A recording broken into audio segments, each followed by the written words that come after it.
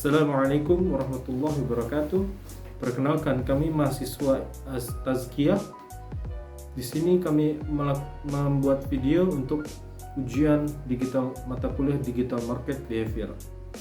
Saya Muhammad Mujtahid, kawan saya Ahmad Fikri Hizbullah, Dio Al-Kindi, dan Khair Juzaili.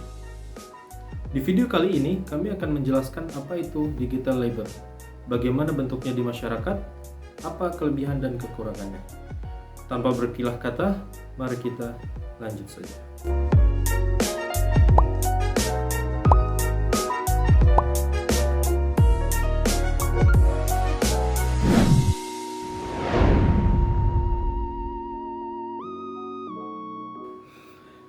Bentuk tenaga kerja yang muncul yang ditandai dengan produksi nilai melalui interaksi dengan teknologi informasi dan komunikasi seperti platform digital atau kecerdasan buatan. Contoh tenaga kerja digital termasuk platform sesuai permintaan, kerja mikro, dan data yang dibuat pengguna untuk platform digital seperti media sosial. Tenaga kerja digital menggambarkan pekerjaan yang mencakup berbagai tugas online. Jika suatu negara memiliki struktur untuk mempertahankan ekonomi digital, tenaga kerja digital dapat menghasilkan pendapatan bagi individu tanpa hambatan fisiknya.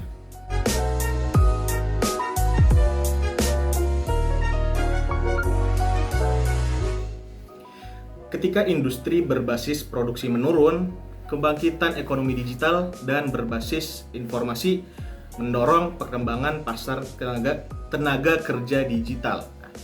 Munculnya tenaga kerja digital dapat dikaitkan dengan pergeseran dari revolusi industri ke era informasi tenaga kerja.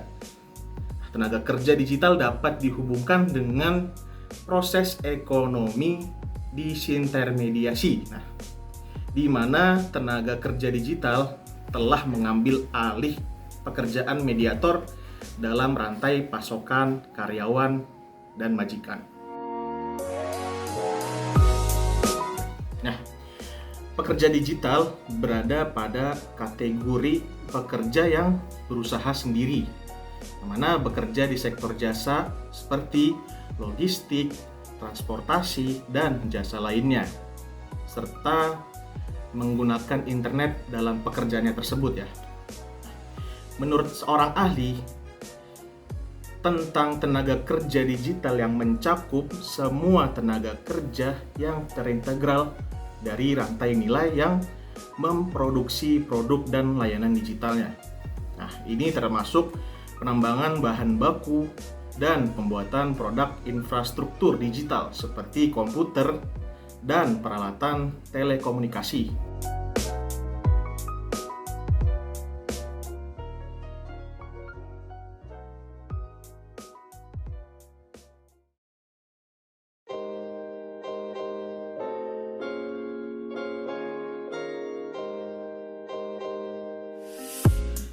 Seorang ahli lain menjelaskan tentang digital labor.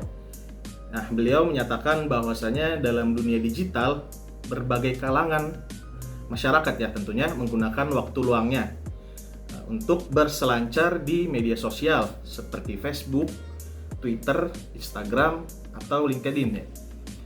Sebagai pengguna di satu sisi mereka adalah yang memproduksi konten di media sosialnya.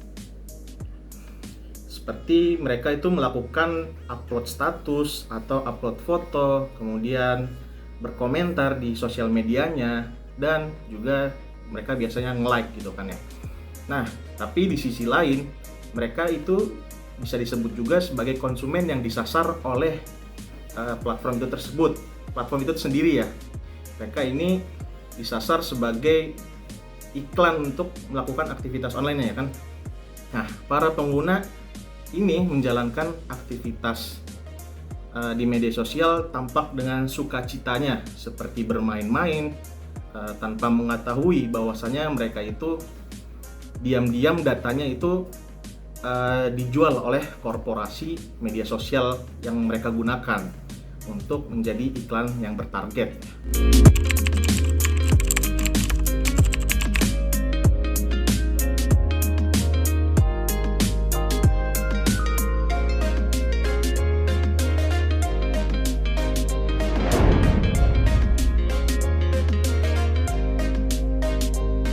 Bagi masyarakat, bahwa work and labor adalah aktivitas produktif yang mengubah dan mengatur alam. Sehingga apa? Sehingga manusia menghasilkan alat penghidupan mereka. Untuk apa? Untuk memenuhi kebutuhan manusia, yang merupakan produksi kehidupan material itu sendiri. Manusia dalam hubungan sosial memanfaatkan teknologi untuk mengubah alam, budaya, dan masyarakat sedemikian rupa sehingga barang dan jasa diciptakan untuk memenuhi kebutuhan manusia. Ekonomi melibatkan semua proses produksi, distribusi, dan konsumsi. Masyarakat dan bahwa kerja adalah aktivitas yang tertanam dalam sistem ini, sehingga dibutuhkan peran masyarakat di dalamnya.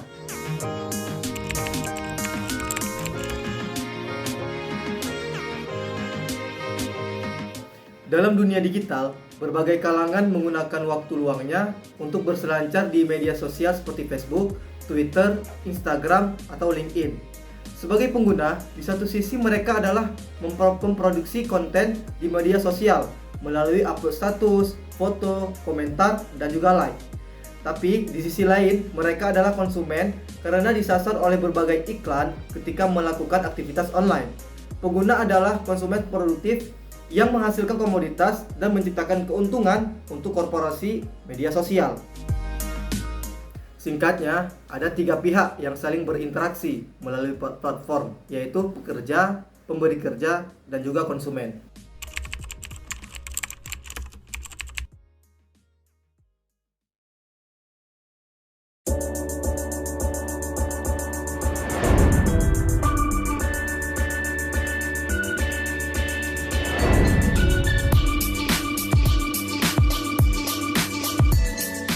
Kelebihan yang pertama adalah lebih fleksibel dalam persyaratan minimum pekerjaan.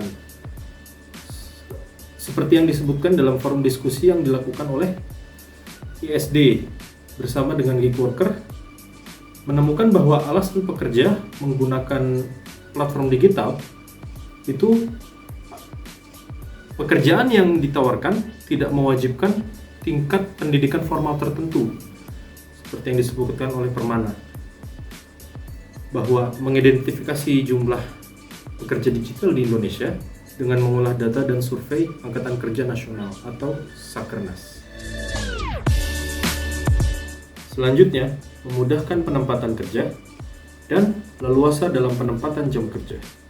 Dalam pemanfaatan teknologi digital dapat mengurangi hari kerja, yaitu jam kerja yang diperlukan untuk kelangsungan hidup manusia. Sehingga semakin sedikit waktu yang dibutuhkan masyarakat untuk memproduksi sesuatu. Lalu semakin banyak waktu yang dimenangkan untuk produksi lain.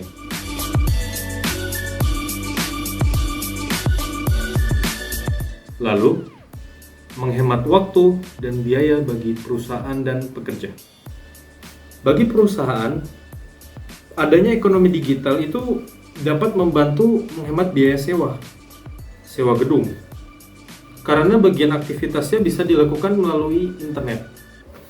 Ekonomi digital juga memungkinkan perusahaan untuk memotong aspek retail dan mengirim barang sesuai kebutuhan pelanggan dengan cara dikirim langsung dari pabrik atau gudang supplier, bukan dari toko. Selain itu, berkat adanya perkembangan teknologi digital, pekerjaan bisa dilakukan hanya dari rumah.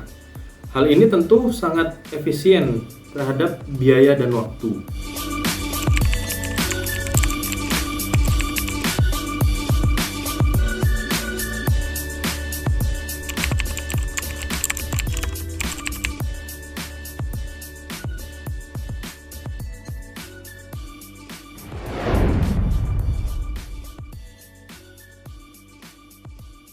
Tantangan yang pertama yaitu tantangan dalam keamanan digital atau cyber security.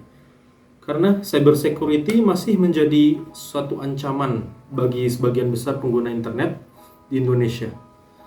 Dibutuhkan peningkatan keamanan agar para pengguna internet dapat mengakses semua layanan ekonomi digital tentunya, tanpa khawatir adanya peretasan maupun pencurian data.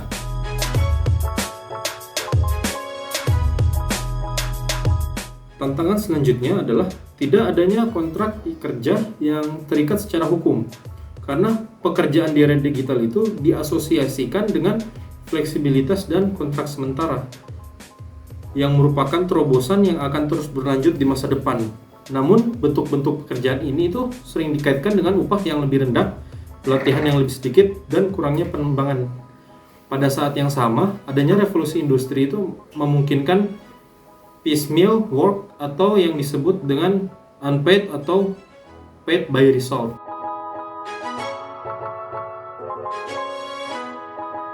Lalu tantangan yang terakhir adalah tidak adanya batasan jam kerja dan minimnya regulasi dalam hal perlindungan tenaga kerja digital.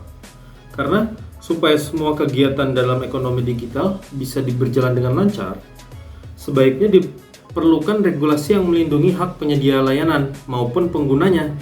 Namun saat ini, regulasi tersebut masih belum optimal, sehingga menjadi tantangan bagi setiap individu, lembaga, maupun pihak-pihak lainnya yang turut serta dalam setiap kegiatan perekonomian.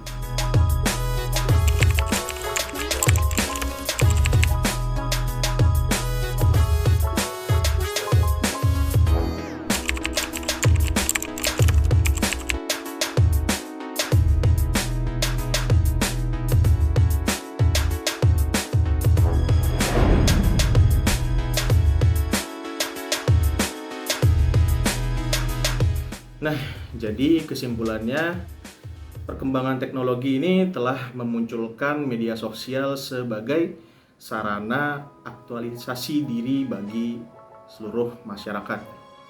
Mereka menggunakan media sosial seperti Facebook untuk saling berbagi, berkomunikasi, membentuk relasi, dan sarana kepuasan diri.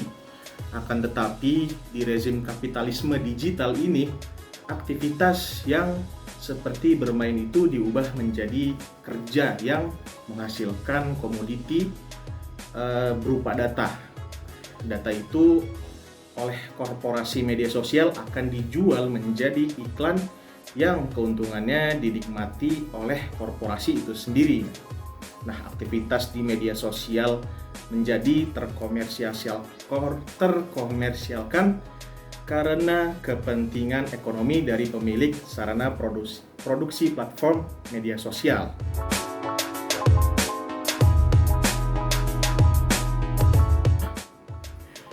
Mereka yang mengontrol dan mengendalikan data dari konten-konten dan aktivitas media sosial.